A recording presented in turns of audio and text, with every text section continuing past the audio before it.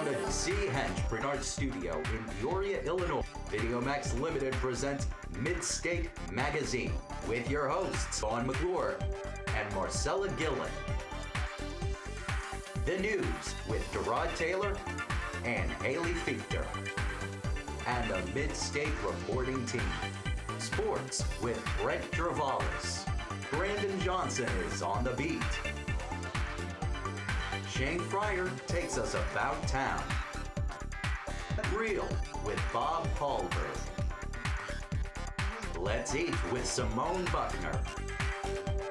We go in the spotlight with Savannah Jones. Street Team with Justin Rustano and Al Barkley. Elizabeth Scoville brings us State of the Arts. I'm your announcer, Simon Daniels. Now, Midstate Magazine. Take it away, gang. Midstate Magazine, I'm Don McClure. And I'm Marcella Gillen. Thanks for joining us.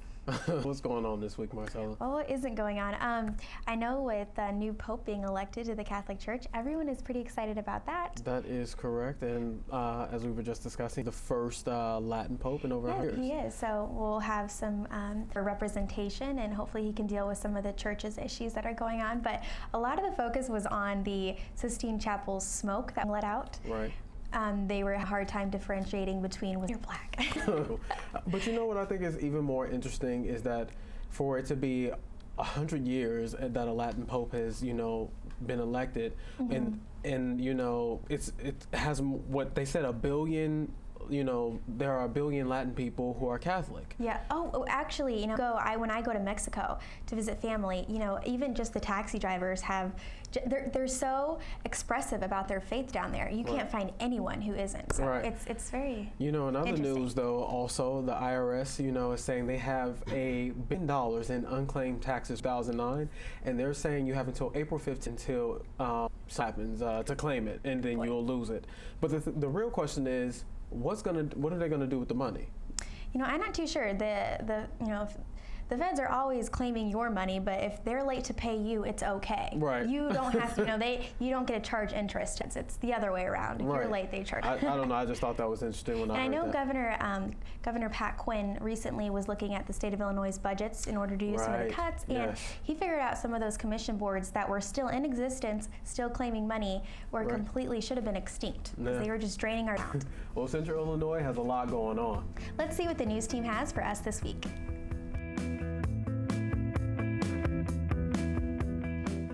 I'm Gerard Taylor. And I'm Haley Fichter. Now let's take a look at the news. A new study done by the University of Illinois shows that government workers are pests than private sector counterparts. The study came after Governor Quinn's administration tried to cut wages for the largest employee union. The study found state and local government workers in Illinois earn on average 13.5% less than the workers in the private sector with a comparable education. The study included state and local government workers, as well as public school teachers and state university employees.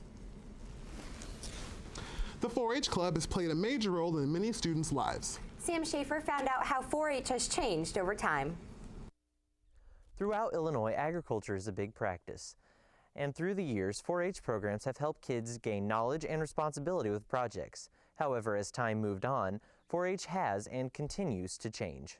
At the Fulton County Farm Bureau building, Janice Blau is the Extension Program Coordinator for 4-H of Fulton County, and throughout the years, she has understood what 4-H is and how it has changed. In the days, it had an agricultural base, and some people still think that that's all that it is, and it's so much more than that now. Even kids like Eve Schaefer, who have been involved in the agricultural side of 4-H for many years, know that the program is not strictly for kids interested in agriculture. 4-H has a broad range of activities for kids who do not live on a farm. There's clothing, sewing, foods, so 4-H is not just for farm kids. With all the project options available, 4-H still faces challenges. We don't have as much government funding for our programs as we used to. We are requiring a minimal membership fee now, and that's just something that we didn't want to go to, but we aren't funded to the level that we used to be. However, Janice is not the only one who has noticed challenges faced by 4-H. Enrollment is also one of the program's major issues. Several years ago, we used to have over 30 members, and now we're only down to like 20 or less. These challenges are being faced by means of fundraising, scholarship opportunities, and encouragement to join. No family is turned away because they cannot pay, and all are welcome to join. And through the eye of Tom Schaefer, 4-H is a great experience for kids to partake in because it shows growth over time. If I see my children in their first several years of 4-H, they have a tendency to put the project off, delay things, to procrastinate. But after the series of years involved, 4-H realize they can't do that, so procrastination gets in less, and working on the projects is more throughout the year instead of at the last minute. Janice has seen many kids complete the 4-H programs and watch it develop over time. 4-H involvement is what she loves about her job. Maybe a child start really shy and doesn't want to get real involved, and over the years you see them really bloom and get involved and take leadership roles. That's really heartwarming. During the summer months, kids have the opportunity to show their 4-H projects in competitions, but at the end of the day, it's not about getting first. 4-H isn't just about winning the biggest trophy or the blue ribbon. It's about having fun and learning from your projects. It's not just see who can outbeat the other. It's a good way to get closer with your family and friends, and I'd rather have more bonding with everybody and get a good experience than just winning the big prize. For Midstate Magazine, I'm Sam Schaefer. Thanks, Sam. Now here's Brent with... Thanks, Haley. Bradley men's basketball coach Gino Ford has postseason hopes for the team. Simon Daniels has a story. How does Coach Ford of the Bradley Braves assess what he's done so far? Overall, if you look at this season, we've had a good year. We've won 16 games already. Optimism was in short supply before the 2012 basketball season, with VC coaches picking the Braves 9th, ahead of only Southern Illinois. The low expectations allowed for surprise performances, including the breakout year of junior guard Walt Lemon Jr. His consistency has been impressive. Averaged 18 points a game in league play, shot 50% from the field almost. The spotlight is not only bright on number 5. Break the record that stood for 30 years. Ford refers to the 4 balls that senior guard Dyreka Sims-Edwards stole in a season, breaking Willie Scott's record. To break it off someone that he knows, because he knows Coach Scott. Coach Scott was on staff for 2 of his seasons, more in junior year. For Coach Ford's Braves, the road to postseason success begins in St. Louis. The roads will be bumpy on thanks to a familiar foe, Des Moines. Drake is hard for us to defend because they've got 2 really big-bodied post guys that can score on the block. Drake ended Bradley's slim chance of a potential auto bid into the NCAA tournament. Coach Ford does hope that his team can keep chugging along and make some magic into March. I'm pretty confident that somewhere between the NIT, the CBI, and the CIT, we're going to get invited to one of them, if not more than one. In Peoria, Simon Daniels, Midstate Magazine. Thanks, Simon. Bradley men's basketball team did accept an invitation to compete in the CIT. It is the Braves' first postseason appearance in 3 years. Tony Gonzalez is back. It looked like the tight end was heading for retirement based on comments he made after the Atlanta Falcons lost in the NFC Championship game, but he has reversed course after getting clearance from his doctors to return. He has given agent Tom permission to negotiate a contract with the team. The 36-year-old Gonzalez ranks first NFL among tight ends with 103 touchdowns and is second on the career receiving list with more than 1,400 yards. That's sports. Back to you, Haley. Thanks, Brent. A 25-year-old man underwent a 3-hour operation to remove a driver lodged about 2 inches into his head. The doctor said the man apparently fell and lost consciousness while doing some work, but the man said he does not remember anything at all. When he regained consciousness, he was aware of only a pain in his hand. He walked to his car, looked in the mirror, and noticed a screwdriver penetrating his forehead just above his right eye. It was reported that he smoked a cigarette before calling the neighbor to take him to the hospital. The cigarette did not damage the man's eyes or brain. I guess it would be better that he did not remember the screwdriver going into his head. Right, yeah, kind of blank that out for a second. Yeah. Well, that's it for the news. I'm Brent Javalis. I'm Derod Taylor. And I'm Haley Fichter. Have a great night and join us next week. Well, despite that last story that gave me the uber-jubers, one of the feel-good stories that I really appreciated that we covered our news team was the 4-H segment, because it basically brings agriculture into the classroom and especially to the youth. Because 99% of the population in the U.S. is disassociated with farmers, so that 1% has to produce not only for the whole U.S. but also to other countries. So, and if it wasn't for them, we'd have like a severe trade deficit in this country because they're always kind of balancing our imports, deports, and So I just thought it teaches kids a really good work ethic when they have to take care of big cattle or the pigs or something. So. No, it was a pretty, I mean, I think the simple thing is that with this country, there are no more jobs, period, whether it's farming or anywhere you go, and we have lost a big part of that, you know, going to farms. I mean, I've never even been to, I guess you could say a farm, or I can You'll tell have you to come to mine, Don. I'll invite you. Because you're a city, aren't you? I am, right out I the call you state. City Slickers. City Slickers. Oh, I'm sure you have nicknames for us. No. Besides Redneck. You don't have, oh yes, oh yes. I'll never call anyone that, and we're gonna leave that alone completely, right? I don't know where that came from anywhere. It always seems like there's some kind of crisis going on with celebrities. And it sure does. Savannah has all the juicy details for us with In the Spotlight. From celebrities getting hacked to Michelle Obama's 50th birthday plans, this week was packed full of hot celebrity news. I'm Savannah with another segment of In the Spotlight, and it's been a busy week for our favorite stars. Identity crisis hit Beverly Hills. Recently, the financial and personal information of nearly a dozen A-list celebrities and political heavy hitters was posted on a Russian website. According to ABC News, Beyonce, Hillary Clinton, Joe Biden, Kim Kardashian, Z, and Michelle Obama were just a few of the celebrities who had their social security numbers, credit reports, and banking information hacked. The website, whose name remains undisclosed, is currently under investigation. But it's not all news for Michelle Obama. It was announced this week that preparations for her 50th birthday party are already underway. According to the Huffington Post, the First Lady will be holding a huge celebrity-packed party for her birthday at the White House next year, and has asked singers Adele and Beyonce to perform. According to sources, Adele has graciously accepted the First Lady's offer and waived her performance, and Beyonce, who has performed at a number of White House events, is expected to do the same. Michelle Obama will turn 50 on January 17, 2014. And break out the umbrella, because Rihanna is still under the weather. According to E! News, the pop star, who's been battling the flu and laryngitis, was forced to cancel some of her Diamonds World Tour show dates.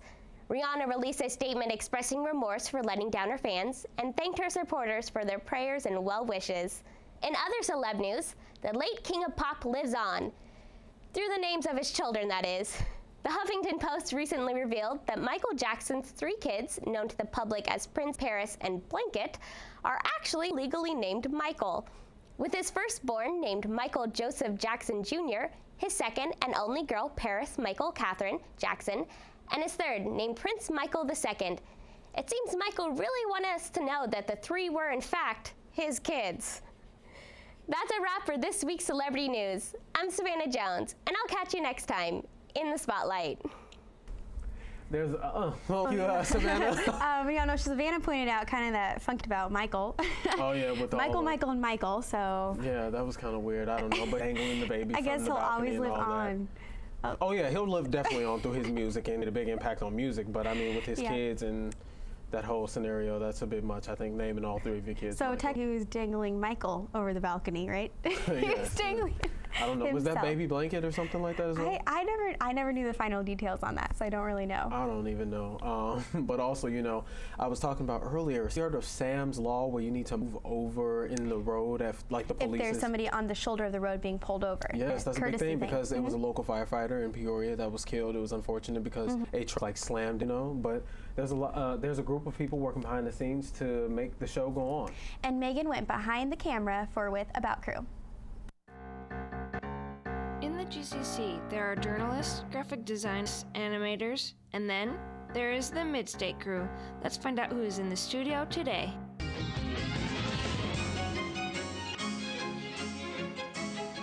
What exactly does Master Control do? Master Control is in charge of back clips, recording the show, shading cameras, pretty much anything you can think of that another position doesn't do is on my shoulders to do it. And one of my most important jobs is actually recording the show, because if we don't record the show, we don't have a show.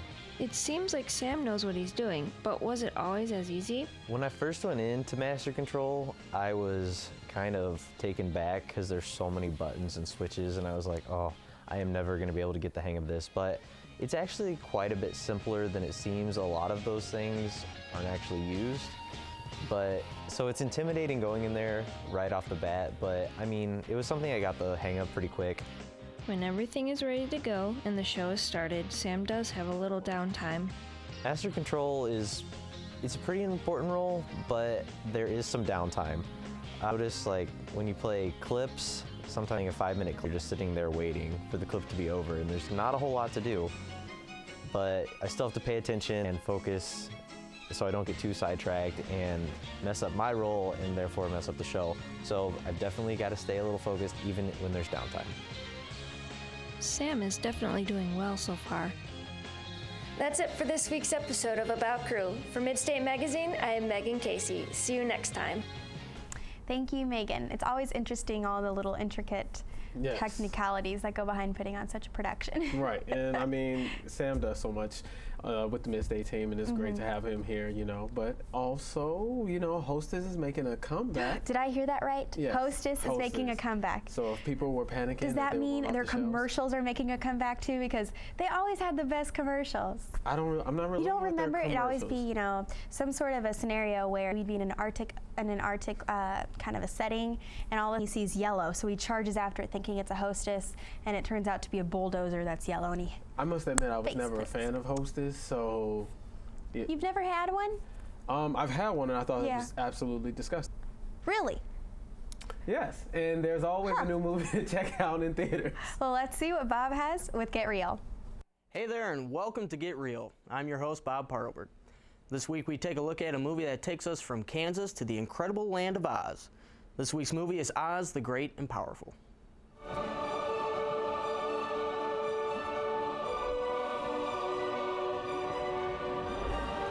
The film begins by giving viewers a classic old-time movie feel with a black and white start and a box 4-3 setup. But once the main character Oz, played by James, is sent to the land of Oz by a tornado, the film transforms to a color and a widescreen display. The visual effects are definitely must-see in this film. Disney brought to life the land of Oz in a way that couldn't be done the first time Dorothy dropped into the magical land, and director Sam Raimi has high hopes for the film. I'd like the audience to come to them expecting a great adventure, and I hope that they laugh and fall in love with the wizard as he falls in love. I hope they're terrorized by the Wicked Witch and the winged baboons. I think there's some surprises waiting for them down the yellow brick road, and then I hope by the end of the picture they feel that good has won out, and hopefully they feel a little sense of being uplifted in a positive way. The Plot is a prequel to The Wizard of Oz and tells the story of how the wizard got to Oz and how the Wicked Witch became the person she was originally known to be. You're fine. You're gonna leave me alone. Look, you're fine. On a road in the middle All of you have to do is take the yellow brick. You'll get there. It's crying again. What do I do? Oh, no. Off. Come on. Off. Off of there. Get off. No, get off of there. No dolls on the witch hunt.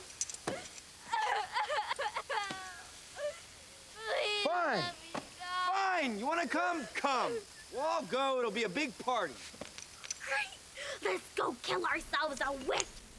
I'm giving Oz the Great and Powerful 2 out of 5 stars for being a film that was visually interesting in terms of CGI.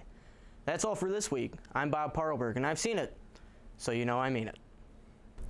All right, thanks, Bob. That 2 out of 5 stars was pretty rough, but to give us a pick-me-up, you know, Pat's Day is going down, so any plans for that? Well, you know, I have some Irish heritage in me, so I have to have some plans. Okay. No, but you know, the Peoria area is actually hosting a couple of those parades and bringing in, and I think it's the Bloomington area, actually recruiting natural-born redheads to put them in the into the parade to display them. So that is so cool. Why does it have to be a natural-born redhead? Because the Irish, typically, you know, when you think of an Irish person, you think red and freckles or pale skin or something a little bit. Yeah, but you know, you want to include everybody. Everybody gets out there and celebrating. It's just a good time. But you know they're going extinct, so you want to appreciate them when you got them done. Well, you know, speaking of performances, Liz always has great talent to show off. Let's check in with her to see who she has in this week. Hello, welcome to State of the Arts. I'm your host, Elizabeth Scoville. Today on the show, I have Christian Lyon. Christian is a college sophomore majoring in English. He's an aspiring singer and guitarist who performs under his name of Apostle Quakes. Hi, Christian. Thank you for having me. Of course. So can you tell me a little bit about how you got started in music? Sure, yeah. I went to church a whole lot, which is actually fitting for this song by playing a little bit. Mm-hmm. And I used to watch the worship team play a lot, and I thought it'd be really cool to be a guitarist. Also, my dad told me that Bon Jovi was the coolest guy in the whole world. And so I decided to try to pick up guitar. Nice. So tell me about Apostle Quakes. Is that a solo thing, and when did you start that up? Yeah. I had a band going last year, and we play together still. It works better for me as a control freak to have something entirely to myself. And that's what Apostle Quakes is. It's just my solo stuff and mostly acoustic stuff. Why Apostle Quakes? Why that name? Apostle Quakes, primarily because I am enamored by the idea of the apostles being terrified of doing what they're really passionate about and quaking about it. So you're kind of the same way in that regard. Yep.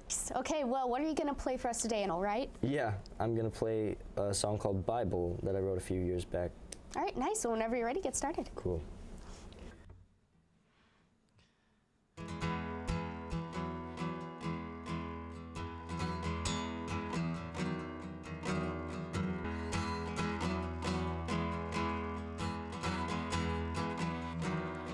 Lately everyone looks like somebody I could love.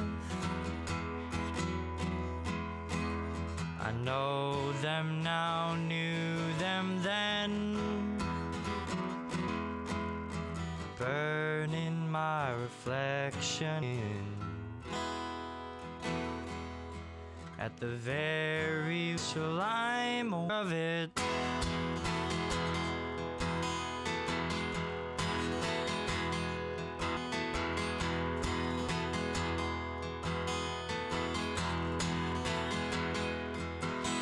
I'm moving fast and taking care to keep the razor straight. And with blood in the tiny kicks in my face, my ancestors will know my worth. Or tell me as the curving earth takes me down that all my worth could only earn a pause from worms.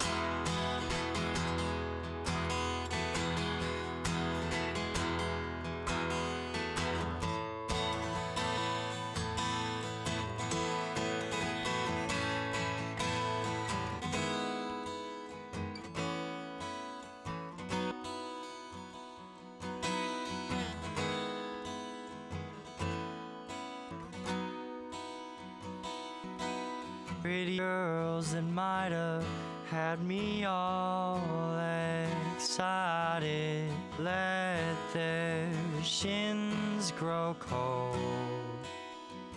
I read them like the scripture my father recited when he was growing old.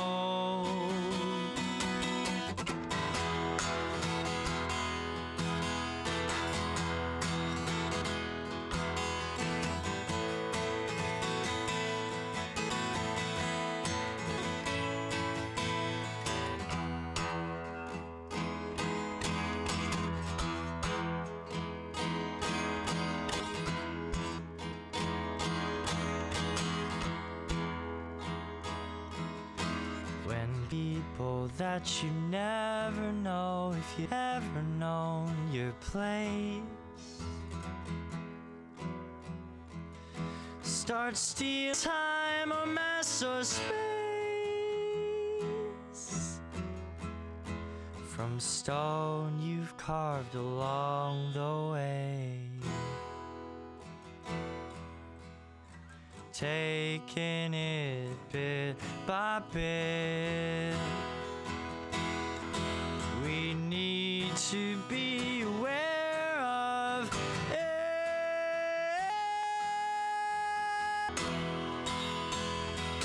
I took the time to breathe her in, and now my chest is heaving, seeking that sweetness and that cease my speaking.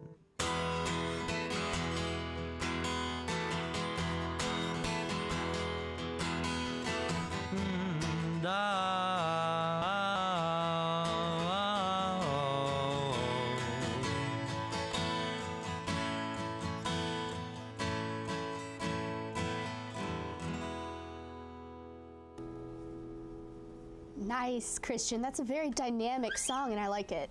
Good luck with Apostle Quakes and with all of your other music. Thank you. And thank you for watching us tonight. That's all the time we have for this week. State of the Arts. I'm Elizabeth Scoville. Thank Liz. That was a great performance. Great guitar playing. Yes. Yeah. But okay, so have you heard about the new bee venom that can cure HIV? I know it's in its experimental stages, correct? Yes. But they're getting somewhere with it. But they cured a little girl, which is great. And she was actually born with the virus. Now, I do have a family member who is HIV positive, and she actually acquired the virus because when she was giving birth, she had a C-section, lost a lot of blood. The blood that they did give her was in. Oh, wow. So, you know, it was devastating family.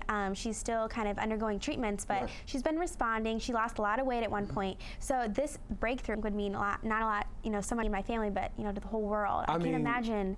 We've for this day to come so long. I mean, it's amazing to hear that this bee virus can possibly in the HIV, you know, epidemic happening because it plagues the African American community very strongly. So the fact that they are on the verge of it's about time. Yeah, new treatment. That's a great thing, and I'm sorry to hear that about your cousin, but keep her hopes up because there'll be an answer out there. Yeah, and luckily, you know, the daughter that she does have didn't acquire it because they didn't know if, like through breastfeeding, if she had, you know, because some of the ways that they can the virus gets passed on, but. All my Burt's Beeswax was the anthem. Haven't you used the chapstick? Yes, I have. Well, that's all the time we have this week from Midstate Magazine. I'm Don McClure. And I'm Marcella Gillen. Have a great night and join us next week.